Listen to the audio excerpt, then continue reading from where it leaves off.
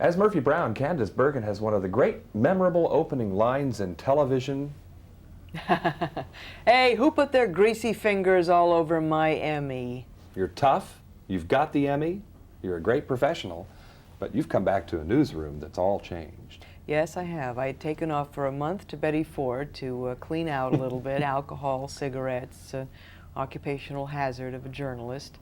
And when Murphy comes back, she finds that her old boss has been replaced by a new boss, half her age and half her height, and that they've hired an additional anchor woman who's also almost half her age and a former Miss America with no journalism skills, but she looks good in a skirt. By default, Miss America.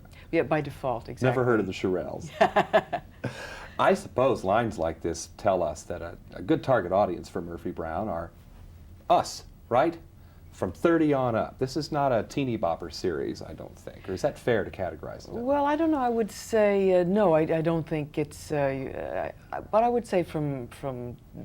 Well, I don't know. It's certainly for college kids who are smart and well informed, because it's such a well-written, funny, fast-paced show, and a couple of our characters are quite young. I mean, the guy who plays my boss, my young boss on the show, was very young. And actually, he's not as young as he looks, but we won't say. Murphy hosts a show called FYI. What's that? Well, FYI is a weekly news show. It's a television news magazine. And it's like 60 Minutes or 2020. And Murphy is the sort of star reporter on that show. Great incidental characters everywhere. Yes. The Michelangelo of the neighborhood. Tell us about him. Yes. Well, Murphy, as a reporter, is able to get everyone from the president to the Secretary of State on the phone, but she can't get her house painter. And finally, when her house painter calls, she has to hang up on the Secretary of State so that she can get him to paint her kitchen, where he stays for months and months, painting murals, The doing Industrial everything. Revolution. Yes. You must like this character. Is she patterned after anybody you know?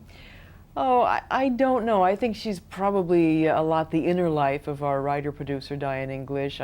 She certainly has a lot of aspects of me that I'm happy to bring out, and I love playing someone who has that kind of energy and that kind of edge, and I love that the show has the sort of rhythm it does. It's almost like a 30s comedy. Yeah. And it seems so established already, as if it's already in place. Yeah, well, we all came together so happily and so easily, and the cast seemed like they'd been working together for months instead of for a week on the pilot, and we couldn't wait to get back together again to shoot the other episodes. Have you been looking for a series like this for a while? No, I hadn't been looking for a series.